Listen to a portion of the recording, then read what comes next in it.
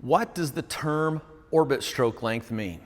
I'm going to share with you a visual way so you can wrap your brain around what it means when someone's talking about the orbit stroke of the polisher they're using. In today's market, there are 5 millimeter and all the way up to 25 millimeter random orbital polishers. And when someone talks about the number, what they're talking about is the diameter of the oscillation. So a random orbital polisher, for example, this Duetto, this is a 12 millimeter.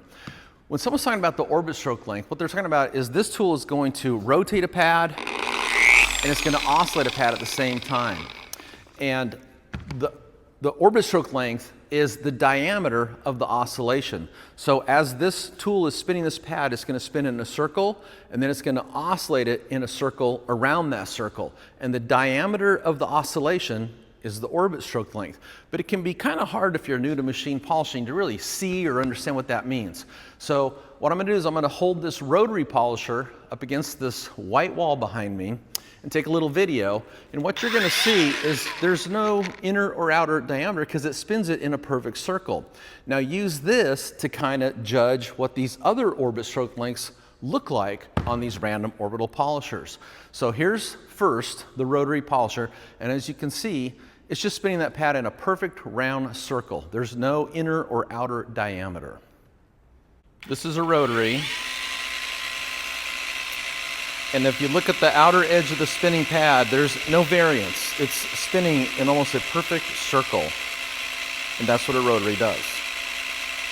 Okay, next, this is a Harbor Freight Bauer 20 millimeter long stroke free spinning random orbital polisher. That's a whole lot of words to say 21 millimeters. But I'm going to hold this against the same wall, and what I want you to do is I want you to carefully look. You're going to see an outer perimeter, and then you're going to see an inner perimeter as I'm running this tool and the pad is rotating and oscillating. And that distance between the outer perimeter and the inner perimeter, that's going to be 20 millimeters.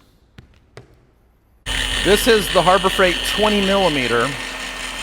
Now look at the outer and the inner perimeter. And the distance between those two perimeters equals 20 millimeters. This is the Duetto 12 millimeter. And I'm going to run this against that white wall. And again, look to see the outer perimeter and the inner perimeter. And that distance, that would be 12 millimeter. The Duetto 12 millimeter. And again, look at the inner and outer perimeter around the outside edge of the spinning pad. That's what 12 millimeters looks like.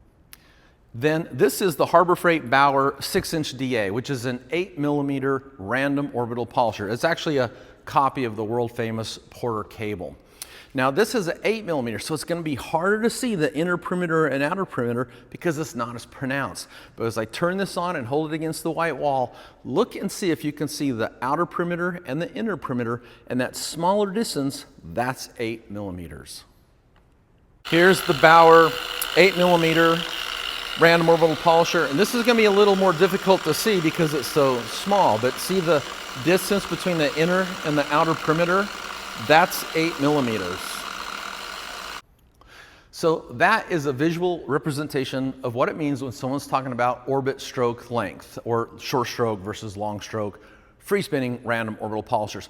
And if you have any brand of orbital polisher in your garage, you can do the same experiment. Just make sure you've got that pad attached well to the backing plate so it don't go flying off. Anyway, I hope you found this interesting.